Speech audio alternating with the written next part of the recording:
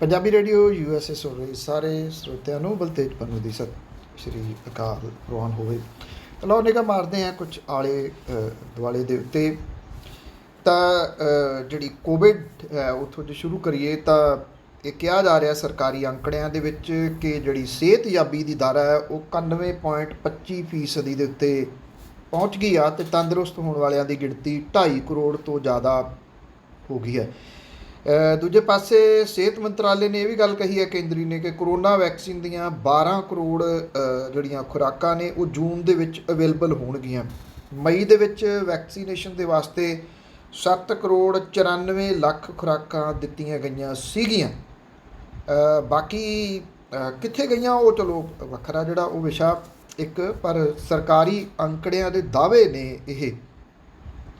ਜੇ ਆਪਾਂ ਪੰਜਾਬ ਦੀ ਗੱਲ ਕਰੀਏ ਤਾਂ ਬੇਸ਼ੱਕ ਮੌਤ ਦਰ ਮੁਲਕ ਭਰ ਦੇ ਵਿੱਚੋਂ ਘਟੀ ਆ, ਪੰਜਾਬ 'ਚ ਘਟੀ ਆ, ਪਰ ਪੰਜਾਬ 'ਚ ਜਿੰਨੀ ਘਟਣੀ ਚਾਹੀਦੀ ਉਨੀ ਨਹੀਂ ਘਟੀ, ਕਿਉਂਕਿ ਇਹ ਸਭ ਤੋਂ ਵੱਡੀ ਫਿਕਰਮੰਦੀ ਆ ਕਿ ਪੰਜਾਬ ਦੇ ਵਿੱਚ ਮੌਤ ਰੇਸ਼ੋ ਬਹੁਤ ਜ਼ਿਆਦਾ ਅਜੇ ਵੀ। 24 ਘੰਟਿਆਂ ਦੀ ਜੇ ਆਪਾਂ ਗੱਲ ਕਰੀਏ ਤਾਂ 127 ਮੌਤਾਂ ਪੰਜਾਬ ਦੇ ਵਿੱਚ ਹੋਈਆਂ ਨੇ। ਪੰਜਾਬ 'ਚ ਮਰਨ ਵਾਲਿਆਂ ਦਾ ਅੰਕੜਾ 14,432 ਦੇ ਉੱਤੇ ਪਹੁੰਚ ਗਿਆ। ਹਰਿਆਣੇ ਦੇ ਵਿੱਚ 99 ਮੌਤਾਂ ਹੋਈਆਂ ਨੇ 24 ਘੰਟਿਆਂ 'ਚ। 8221 ਮੌਤਾਂ ਦਰਜ ਕੀਤੀਆਂ ਗਈਆਂ ਨੇ। ਦਰਜ ਤੋਂ ਤੁਸੀਂ ਭਾਵ ਜਿਹੜਾ ਉਹ ਜ਼ਰੂਰ ਰੱਖਣਾ ਕਿ ਜਿਹੜੇ ਇਹ ਸਰਕਾਰੀ ਅੰਕੜੇ ਨੇ।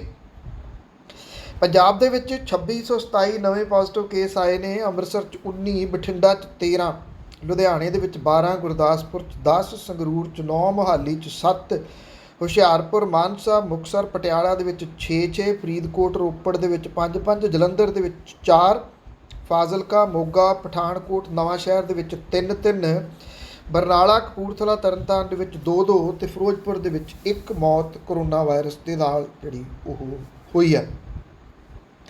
ਉਧਰ ਸੁਪਰੀਮ ਕੋਰਟ ਦੇ ਵਿੱਚ ਇੱਕ ਐਪਲੀਕੇਸ਼ਨ ਦਾਇਰ ਕਰਕੇ ਮੰਗ ਕੀਤੀ ਗਈ ਹੈ ਇਸ ਗੱਲ ਦੀ ਕਿ ਕੋਵਿਡ-19 ਪੀੜਤਾਂ ਦੀਆਂ ਲਾਸ਼ਾਂ ਦਾ ਸਨਮਾਨਪੂਰਵਕ ਢੰਗ ਦੇ ਨਾਲ ਅੰਤਮ ਸੰਸਕਾਰ ਯਕੀਨੀ ਬਣਾਉਣ ਲਈ ਕੇਂਦਰ ਸਰਕਾਰ ਅਤੇ ਜਿਹੜੇ ਅਧਿਕਾਰੀ ਨੇ ਉਹਨਾਂ ਨੂੰ ਇੱਕ ਕਮੇਟੀ ਗਠਿਤ ਕਰਨ ਦੀਆਂ ਹਦਾਇਤਾਂ ਜਾਰੀ ਕੀਤੀਆਂ ਜਾਣ।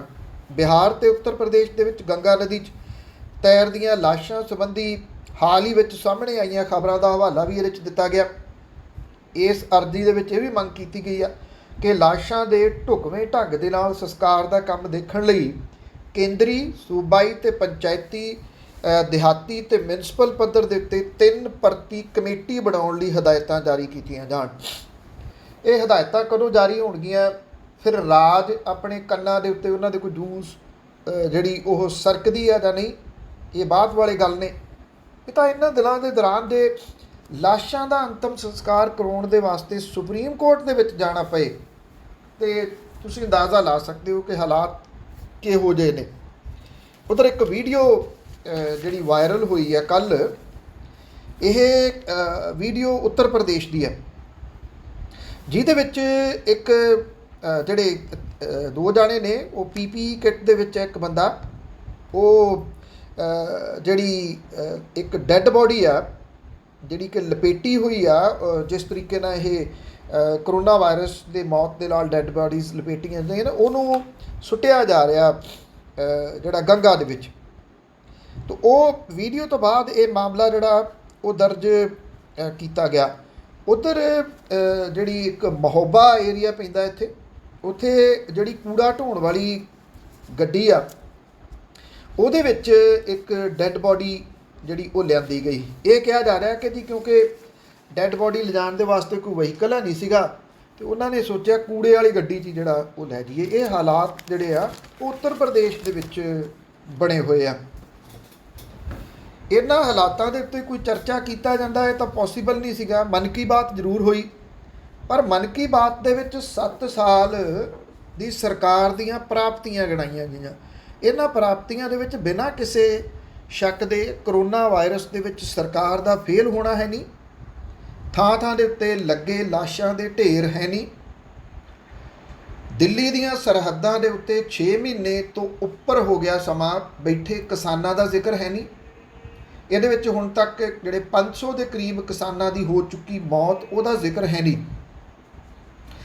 ਪ੍ਰਧਾਨ ਮੰਤਰੀ ਨੇ 77ਵੀਂ ਵਾਰੀ ਮਨ ਕੀ ਬਾਤ ਜਿਹੜੀ ਉਹ ਕੀਤੀ। ਆਪਣੀਆਂ ਸਫਲਤਾਵਾਂ ਗਣਾਈਆਂ ਕਿ 70 ਸਾਲਾਂ 'ਚ ਉਹ ਕੰਮ ਨਹੀਂ ਹੋਏ ਜਿਹੜੇ ਕਿ 7 ਸਾਲਾਂ ਦੇ ਵਿੱਚ ਕਰ ਦਿੱਤੇ ਗਏ। ਹੁਣ ਇਹ ਤਾਂ ਭਾਜਪਾਈਆਂ ਦੀ ਡਿਊਟੀ ਆ ਕਿ ਉਹ ਗਣਾਉਣ ਬਈ ਵਾਜਪਾਈ ਸਰਕਾਰ ਵੀ ਹੁੰਦੀ ਸੀਗੀ ਵਿੱਚ, ਜਿਹਦੇ ਵਿੱਚ ਲਾਲ ਕ੍ਰਿਸ਼ਨ ਅਡਵਾਨੀ ਹੋਰੀ ਇੱਕ ਪਾਵਰਫੁਲ ਮਿਨਿਸਟਰ ਰਹੇ ਨੇ। ਇਹਦਾ ਮਤਲਬ ਉਹਨਾਂ ਨੇ ਵੀ ਕੋਈ ਕੰਮ ਨਹੀਂ ਕੀਤਾ। ਸਿਰਫ 70 ਸਾਲਾਂ ਦੇ ਵਿੱਚ ਇਹ 7 ਸਾਲ ਦੀ ਸਰਕਾਰ ਹੈ ਜੋ ਮਨ ਕੀ ਬਾਤ ਦੇ ਵਿੱਚ ਦੱਸਿਆ ਗਿਆ ਕਿ ਜਿਹਨੇ ਕੰਮ ਜਿਹੜੇ ਉਹ ਕੀਤੇ ਨੇ। ਇਹ ਵੀ ਕਿਹਾ ਗਿਆ ਕਿ ਵਾਇਰਸ 'ਤੇ ਫਤਿਹ ਹਾਸਲ ਕਰ ਲੂਗਾ ਭਾਰਤ। ਕਿਵੇਂ? ਜੇ 2-4 ਰਾਜਾਂ ਦੀ ਚੋਣ ਹੋਰ ਆ ਗਈ ਤਾਂ ਫਿਰ ਕਿਵੇਂ ਕਰੂਗਾ? ਇਹ ਕਿਹਾ ਗਿਆ ਕਿ ਪਿਛਲੇ 7 ਸਾਲਾਂ 'ਚ ਮੁਲਕ ਨੇ ਸਬਕਾ ਸਾਥ ਸਬਕਾ ਵਿਕਾਸ ਜਿਹੜਾ ਉਹਦਾ ਪਾਲਣ ਕੀਤਾ। ਵੈਸੇ ਜਿਹੜੇ ਅੰਕੜੇ ਨੇ ਉਹ ਤਾਂ 2 ਜਣਿਆਂ ਦੇ ਵਿਕਾਸ ਦੀ ਗੱਲ ਕਰਦੇ ਆ, 2 ਜਣਿਆਂ ਦੇ ਵਿਕਾਸ ਦੀ ਗੱਲ ਚਰਚਾ ਜਿਹੜਾ ਉਹ ਹੁੰਦਾ ਕਿ ਵਿਕਾਸ ਤਾਂ 2 ਜਣਿਆਂ ਦਾ ਹੋਇਆ। ਆਮ ਲੋਕਾਂ ਦਾ ਕਿਹੜਾ ਵਿਕਾਸ ਹੋਇਆ ਉਹ ਸਭ ਦੇ ਸਾਹਮਣੇ ਆ।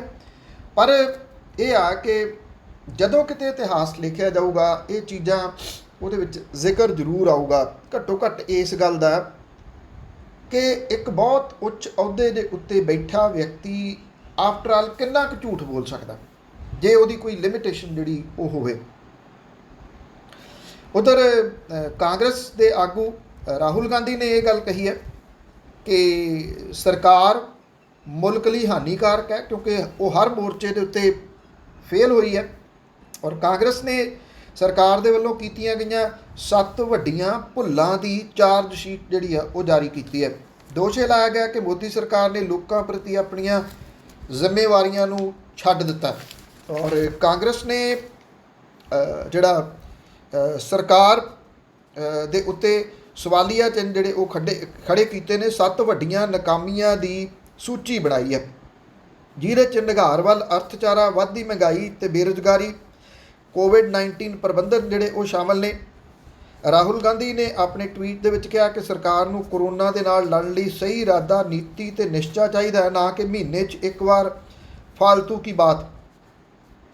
ਔਰ ਇਹਦੇ ਵਿੱਚ ਇਹ ਜਿਹੜਾ ਕਿਹਾ ਗਿਆ ਕਿ ਪਿਛਲੇ 7 ਸਾਲਾਂ ਦੇ ਵਿੱਚ ਸਰਕਾਰ ਦੀ ਬੇਮਿਸਾਲ ਬਰਬਾਦੀ, ਜ਼ਿੰਮੇਵਾਰੀਆਂ ਤਿਆਗਣ, ਭਾਰਤ ਦੇ ਲੋਕਾਂ ਨੂੰ ਵਿਸਾਰੇ ਜਾਣ ਦੀ ਜਿਹੜੀ ਕਹਾਣੀ ਪਾਈ ਗਈ ਹੈ।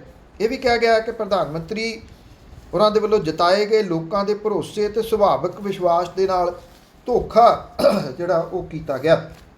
ਕਾਂਗਰਸ ਨੇ 4.5 ਮਿੰਟ ਦੀ ਇਹ ਵੀਡੀਓ ਭਾਰਤ ਮਾਤਾ ਕੀ ਕਹਾਣੀ ਜਿਹੜੀ ਹੈ ਉਹਦੇ ਤਹਿਤ ਉਹਨਾਂ ਨੇ ਜਾਰੀ ਇਹ ਕੀਤੀ ਹੈ। ਜੇ ਗੱਲ ਕਾਂਗਰਸ ਦੀ ਕਰ ਲਈਏ, ਜੋ ਕਾਟੋ ਕਲੇਸ਼ ਜਿਹੜਾ ਉਹ ਪਿਆ ਹੋਇਆ, ਇਹਦਾ ਅਗਲਾ ਐਪੀਸੋਡ ਸ਼ੁਰੂ ਹੋ ਗਿਆ ਦਿੱਲੀ ਦੇ ਵਿੱਚ। ਅੱਜ ਪੰਜਾਬ ਦੇ ਮੁੱਖ ਮੰਤਰੀ ਕੈਪਟਨ ਅਮਰਿੰਦਰ ਸਿੰਘ ਤੇ ਵਿਧਾਇਕ ਨਵਜੋਤ ਸਿੰਘ ਸਿੱਧੂ ਦੇ ਵਿਚਾਲੇ ਲੰਮੇ ਸਮੇਂ ਤੋਂ ਚੱਲ ਰਹੇ ਵਿਵਾਦ ਦੇ ਹੱਲ ਦੇ ਵਾਸਤੇ ਹਾਈ ਕਮਾਂਡ ਦੇ ਵੱਲੋਂ ਜਿਹੜੀ 3 ਮੈਂਬਰੀ ਕਮੇਟੀ ਬਣਾਈ ਗਈ ਆ, ਉਹਨੇ ਪੰਜਾਬ ਕਾਂਗਰਸ ਦੇ 26 ਵਿਧਾਇਕਾਂ ਦਾ ਪੱਖ ਜਾਣਨ ਦੇ ਵਾਸਤੇ ਉਹਨਾਂ ਨੂੰ ਦਿੱਲੀ ਤਲਬ ਕੀਤਾ। ਔਰ ਇਹ ਕਿਹਾ ਜਾ ਰਿਹਾ ਹੈ ਕਿ ਇਸ ਕਮੇਟੀ ਸਾਹਮਣੇ ਨਵਜੋਤ ਸਿੰਘ ਸਿੱਧੂ ਭਲਕੇ ਤੇ ਕੈਪਟਨ ਅਮਰਿੰਦਰ ਸਿੰਘ ਹੋਰੀ 2 ਦਿਨ ਬਾਅਦ ਪੇਸ਼ ਹੋ ਸਕਦੇ ਆ। ਅੱਜ ਜਿਹੜੇ ਵਿਧਾਇਕ ਪੇਸ਼ ਹੋਣਗੇ ਉਹਦੇ 'ਚ ਸੁਖਜਿੰਦਰ ਸਿੰਘ ਰੰਧਾਵਾ, ਤ੍ਰਿਪਤ ਰਜਿੰਦਰ ਸਿੰਘ ਬਾਜਵਾ ਸ਼ਾਮਲ ਹੋਣਗੇ। ਨਵਜੋਤ ਸਿੰਘ ਸਿੱਧੂ ਤੇ ਮੁੱਖ ਮੰਤਰੀ ਕੈਪਟਨ ਅਮਰਿੰਦਰ ਸਿੰਘ ਵਿਚਾਲੇ ਬਣਿਆ ਰੇੜਕਾ ਸੁਲਝਾਉਣ ਦੇ ਵਾਸਤੇ ਕਾਂਗਰਸ ਨੇ ਮਲਕਰਜਨ ਖੜਗੇ, ਹਰੀਸ਼ ਰਾਵਤ ਤੇ ਜੇਪੀ ਅਗਰਵਾਲ ਤੇ ਆਧਾਰਿਤ ਕਮੇਟੀ ਬਣਾਈ ਹੈ। ਰਾਵਤ ਪੰਜਾਬ ਮਾਮਲਿਆਂ ਦੇ ਇੰਚਾਰਜ ਨੇ। ਨਵਜੋਤ ਸਿੰਘ ਸਿੱਧੂ ਨੇ ਇਹ ਗੱਲ ਕਹੀ ਹੈ ਕਿ ਉਹ ਹਾਈ ਕਮਾਂਡ ਦੇ ਦਖਲ ਦੀ ਉਡੀਕ ਕਰ ਰਹੇ ਸੀਗੇ। ਨਵਜੋਤ ਸਿੰਘ ਸਿੱਧੂ ਨੇ ਮੁੱਖ ਮੰਤਰੀ ਨੂੰ ਇਹ ਚੁਣੌਤੀ ਦਿੱਤੀ ਹੈ ਕਿ ਉਹਦੇ ਉੱਤੇ ਲਾਏ ਹੋਏ ਦੋਸ਼ਾਂ ਨੂੰ ਸਾਬਤ ਕਰਕੇ ਵਿਖਾਉਣ। ਉਧਰ ਬਾਗੀ ਧੜੇ ਦਾ ਇਹ ਕਹਿਣਾ ਕਿ ਇਹ ਸਮਾਂ ਖਰਾਬ ਕਰਨ ਵਾਲੀ ਗੱਲ ਹੈ ਕਿਉਂਕਿ ਇਹਦੇ ਵਿੱਚੋਂ ਨਿਕਲਣਾ ਕੁਝ ਨਹੀਂ ਹੈਗਾ। ਕਾਂਗਰਸ ਕਮੇਟੀ ਮੁੱਖ ਮੰਤਰੀ ਦਾ ਚਿਹਰਾ ਬਦਲਣ ਦਾ ਜੋਖਮ ਨਹੀਂ ਲਊਗੀ ਔਰ ਕਾਂਗਰਸ ਨੂੰ ਵਿਚਕਾਰਲਾ ਰਾਹ ਲੱਭਣਾ ਪਊਗਾ ਕਿਉਂਕਿ ਪਾਰਟੀ ਦੇ ਜਿਹੜੇ 20 ਵਿਧਾਇਕ ਨੇ ਉਹਨਾਂ ਨੇ ਮੁੱਖ ਮੰਤਰੀ ਦੇ ਕੰਮ ਕਰਨ ਦੇ ਢੰਗ ਤਰੀਕਿਆਂ ਦੇ ਉੱਤੇ ਨਾ ਖੁਸ਼ੀ ਜਿਹੜੀ ਆ ਉਹ ਜ਼ਾਹਰ ਕੀਤੀ ਹੈ।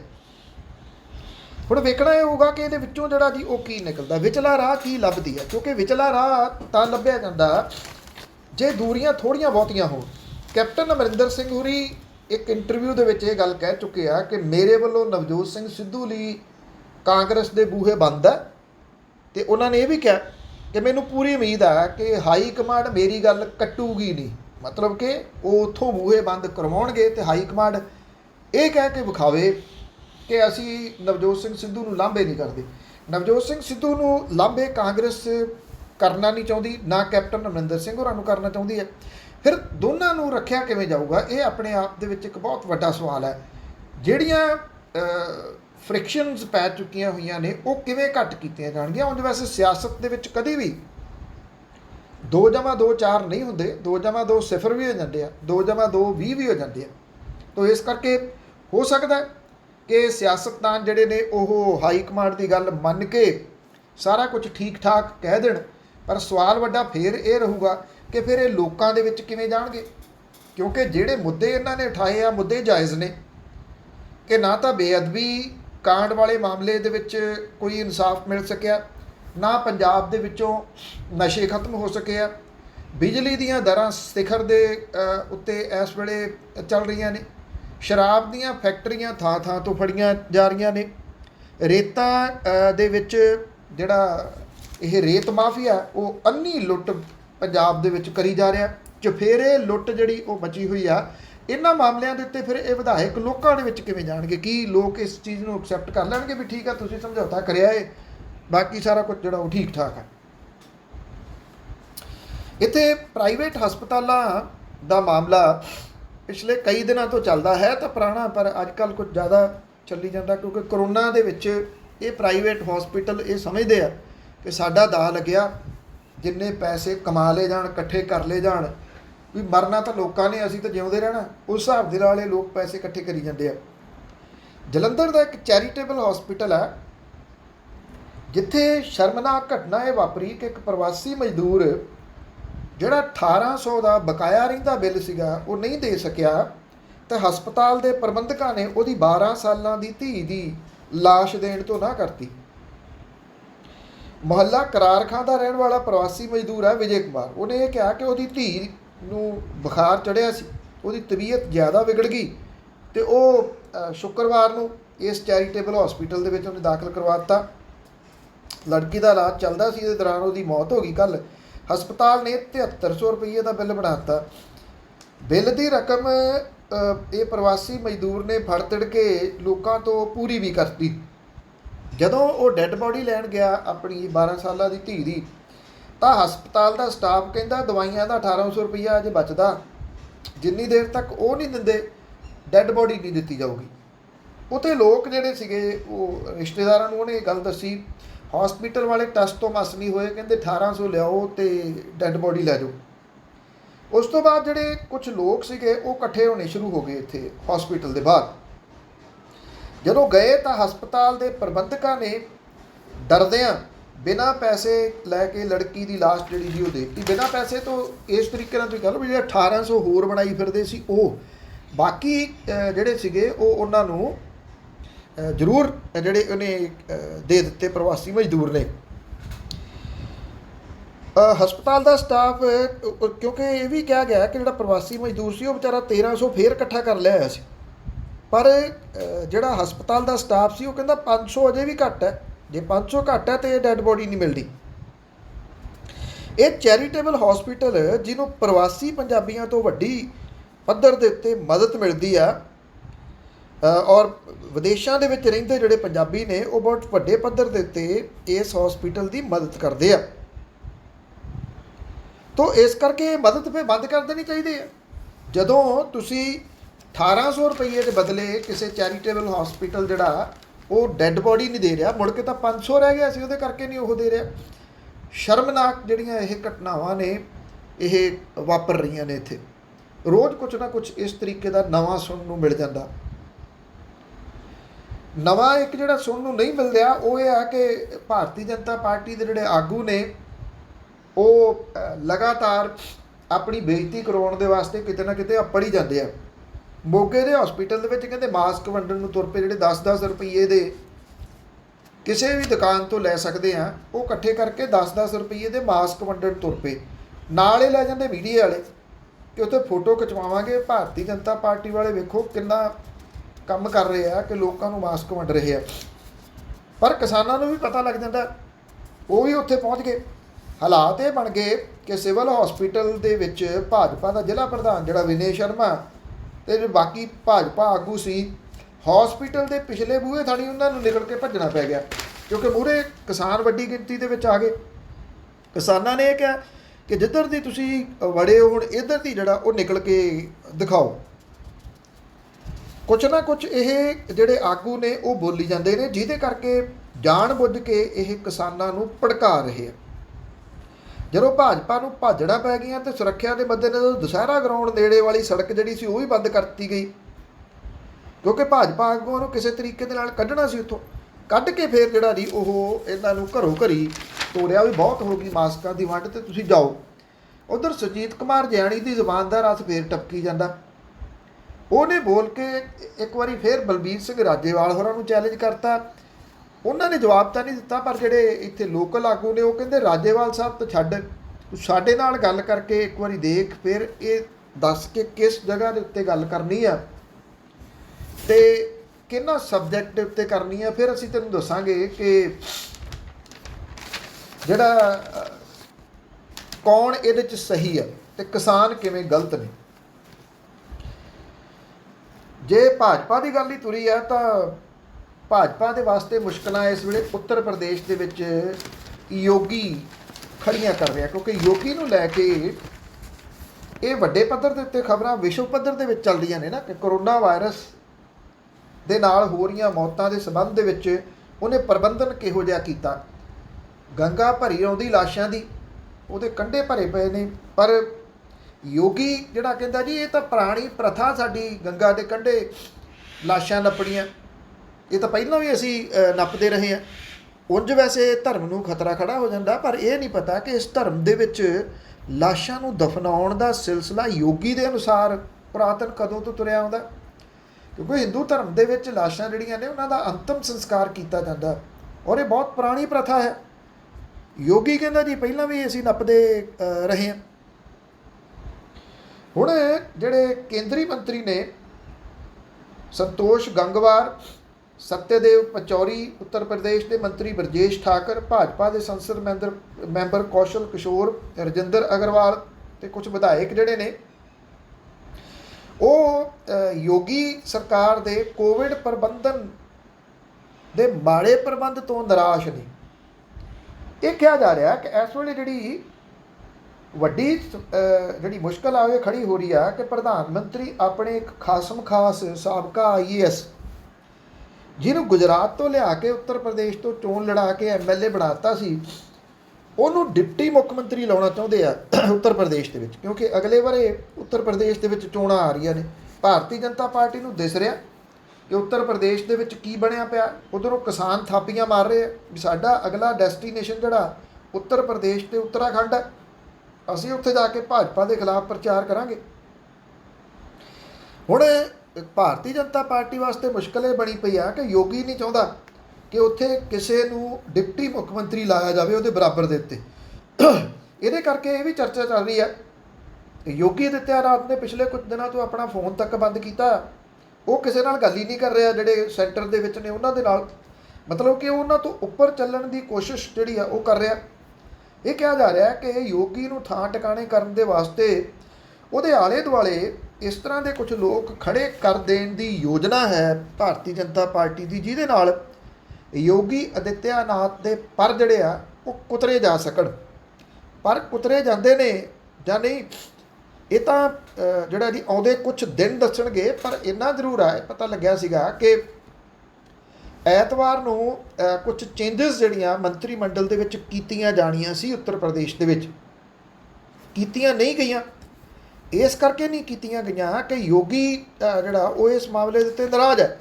ਹਾਈ ਕਮਾਂਡ ਨੇ ਹਾਲ ਦੀ ਘੜੀ, ਕਿਉਂਕਿ ਪਹਿਲਾਂ ਤਾਂ ਰਾਜਪਾਲ ਨੂੰ ਸੱਦ ਵੀ ਲਿਆ ਸੀ ਜਿਹੜਾ ਬਾਹਰ ਗਿਆ ਹੋਇਆ ਸੀ ਕੁਝ ਦਿਨਾਂ ਦੇ ਵਾਸਤੇ, ਛੇਤੀ ਆਓ ਸਹੁੰ ਚੁਕਾਉਣੀ ਆ, ਪਰ ਉਹ ਜਿਹੜਾ ਸੀ ਸਹੁੰ ਨੂੰ ਅੱਗੇ ਪਾਉਣਾ ਪੈ ਗਿਆ, ਕਿਉਂਕਿ ਅਜੇ ਇਹ ਅੜੀ ਜਿਹੜੀ ਆ ਉਹ ਯੋਗੀ ਦੀ ਕਾਇਮ ਆ। ਇਹ ਬਹੁਤੇ ਲੋਕ ਕਹਿੰਦੇ ਸੀਗੇ ਕਿ ਯੋਗੀ ਨੂੰ ਲਾ ਤਾਂ ਦਿੱਤਾ ਜਿਹੜੀ ਭਾਰਤੀ ਜਨਤਾ ਪਾਰਟੀ ਨੇ, ਜਦੋਂ ਹਟਾਉਣਾ ਪਿਆ ਉਦੋਂ ਮੁਸ਼ਕਲਾਂ ਜਿਹੜੀਆਂ ਉਹ ਖੜੀਆਂ ਹੋਣਗੀਆਂ। ਉੱਤਰ ਪ੍ਰਦੇਸ਼ ਦੇ ਵਿੱਚ ਭਾਰਤੀ ਜਨਤਾ ਪਾਰਟੀ ਦੇ ਵਾਸਤੇ ਮੁਸ਼ਕਲਾਂ ਇਸ ਕਰਕੇ ਵੱਡੀਆਂ ਨੇ ਕਿ ਉੱਤਰ ਪ੍ਰਦੇਸ਼ ਬਹੁਤ ਵੱਡਾ ਰਾਜ ਹੈ ਤੇ ਉੱਥੋਂ ਹੀ ਸਾਰਾ ਕੁਝ ਤੈਅ ਹੋਣਾ 2024 ਦੀਆਂ ਜਿਹੜੀਆਂ ਚੋਣਾਂ 22 ਦੇ ਸਟਾਰਟਿੰਗ ਦੇ ਵਿੱਚ ਪਹਿਲੇ ਮਹੀਨਿਆਂ ਦੇ ਵਿੱਚ ਉੱਤਰ ਪ੍ਰਦੇਸ਼ ਦੇ ਵਿੱਚ ਵਿਧਾਨ ਸਭਾ ਦੀਆਂ ਚੋਣਾਂ ਆਉਣੀਆਂ ਨੇ ਤੇ ਭਾਰਤੀ ਜਨਤਾ ਪਾਰਟੀ ਦੇ ਵਾਸਤੇ ਸਭ ਕੁਝ ਚੰਗਾ ਨਹੀਂਗਾ ਉੱਤਰ ਪ੍ਰਦੇਸ਼ ਦੇ ਵਿੱਚ। ਤੇ ਉਹਨੂੰ ਲੈ ਕੇ ਉੱਥੇ ਕੁਝ ਤਬਦੀਲੀ ਕਰਨਾ ਚਾਹੁੰਦੀ ਹੈ। ਇਸ ਤਬਦੀਲੀ ਦੇ ਵਿੱਚ ਯੋਗੀ ਦੇ ਸੁਭਾਅ ਦੇ ਵਿੱਚ ਕਿਹੋ ਜਿਹੀ ਤਬਦੀਲੀ ਆਉਂਦੀ ਹੈ, ਇਹ ਥੋੜ੍ਹਾ ਇੰਟਰਸਟਿੰਗਲੀ ਵੇਖਣ ਵਾਲਾ ਹੋਊਗਾ। ਬਹੁਤ ਧੰਨਵਾਦ। ਮੇਰੀ ਤੁਹਾਡੀ ਮੁਲਾਕਾਤ ਕੱਲ੍ਹ ਦੁਬਾਰਾ ਹੋਊਗੀ। ਤਦ ਤੱਕ ਲਈ ਇਜਾਜ਼ਤ ਦਿਓ ਜੀ। ਧੰਨਵਾਦ। ਸਤਿ ਸ਼੍ਰੀ ਅਕਾਲ।